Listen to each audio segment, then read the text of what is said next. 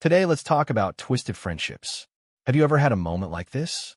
Seeing your best friend laughing and chatting with someone else makes you feel like a jar of vinegar was overturned inside you, unbearably sour.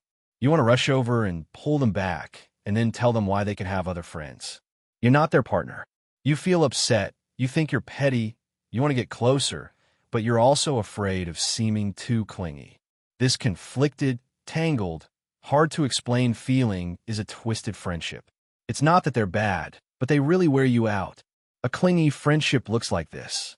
First, when you see them hanging out with others, you get jealous. You know they have the right to make other friends, but when they post photos from gatherings or are lively in group chats, or you discover a new friend you didn't know about, you feel uncomfortable.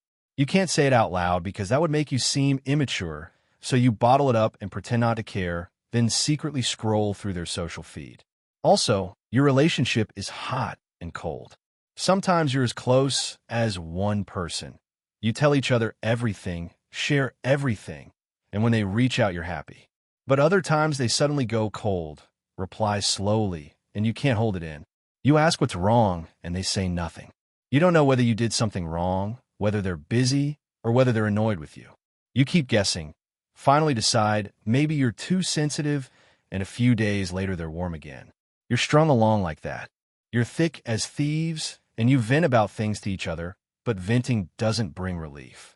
Much of the time you spend together may be complaining about other people and how miserable life is. That kind of interaction is cathartic, but it doesn't deepen your understanding of each other. You're just exchanging negative energy, not nurturing one another. Sometimes, after venting, you actually feel worse, like there's nothing to talk about except bad-mouthing others. Another pattern is holding things in until a small incident triggers an explosion. You may have long harbored dissatisfaction. They didn't follow through on something they promised. Their tone made you uncomfortable, but you didn't speak up because you feared rocking the boat or being seen as difficult. Then one day, they're 5 minutes late or reply an hour late, and you snap. You treat that small thing as a crime and unload all your previous grievances. They're baffled. It's only 5 minutes. Why are you like this? You can't explain it because you're not really mad about the lateness. You've been bottling it up for a long time. From a psychological perspective, this jealousy is related to expectations of exclusivity in friendship. Friendships aren't supposed to demand uniqueness the way romance does. But in deep friendships, people instinctively want to feel special in the other person's mind. When that sense of specialness is threatened, jealousy-like emotions arise, and reason tells you not to fall into self-blame and contradiction. This is like anxious attachment in intimate relationships. The same dynamics appear in friendships. So why are you so tangled? First, you've turned them into emotional support. If your bond is very deep, you may unconsciously place most of your emotional needs on them. When you're happy, you want them. When you're sad, you want them. When you're bored, you want them. They aren't just a friend. They're your safe zone. If they spend time with others, you get scared. Will they be taken away? Will you be left alone again? This fear isn't about control. It's about over-reliance. Second, you haven't built secure boundaries. A truly comfortable friendship is one where you know you have a place in their heart without constantly seeking reassurance. In your relationship, there's no such security. Their hot and cold behavior leaves you unsure of their stance. To ease that uncertainty, you try to hold on to them tighter. Seeing them with others makes you more anxious. You're not jealous of the other person. You're jealous of that certainty, and you don't dare to express your real needs. What you really want to say is that you're a bit sad because they've been ignoring you lately, but you can't bring yourself to say it. You think it sounds too needy, too clingy, too much like couple talk, and you're afraid they'll tell you you're overthinking it. You make yourself out to be the difficult one, so you choose a safer way to express it. Either swallow it or let it build up until you explode. The first option hurts you inside. The second leaves you with regret. So how can you make this friendship feel more comfortable for you? First, admit that your jealousy is normal. Don't scold yourself for being petty. Friends get jealous too, especially the ones you care about. You just need to remember that as having many friends doesn't mean there's no place for you.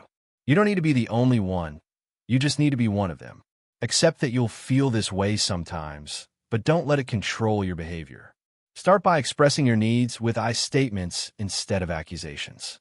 Next time you feel uncomfortable seeing him hanging out with someone else, try telling him directly, "You've been spending a lot of time with so-and-so lately, and I'm a little jealous," then smile. The smile keeps the mood from getting too heavy. If he's a friend worth keeping, he'll know you care. If he says, "Why are you so petty?" then you'll have seen clearly that this person isn't worthy of your worry. Turn your complaints into real conversation. Don't just criticize others. You can also open up about yourself.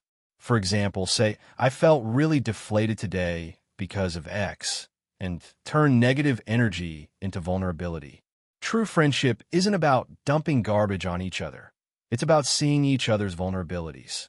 Try it, and your feelings might change. Also, adopt a don't sleep on grievances rule. Say small things on the same day. If he's late today, fine, but at least send a message to tell me. It's not an accusation. Saying how you feel prevents resentment from piling up.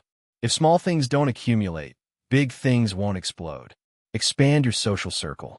The reason you care so much about him hanging out with others may be that he occupies too large a part of your world. When you have other friends, hobbies, and centers of life, he won't feel like the only thing pulling you.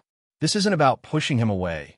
It's about not placing all your emotional weight on one person.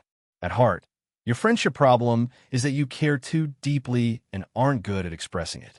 You're jealous because you care, you bottle it up because you're afraid of losing him, and you explode because you've held back too long. You're not a bad friend. You just don't know how to handle caring.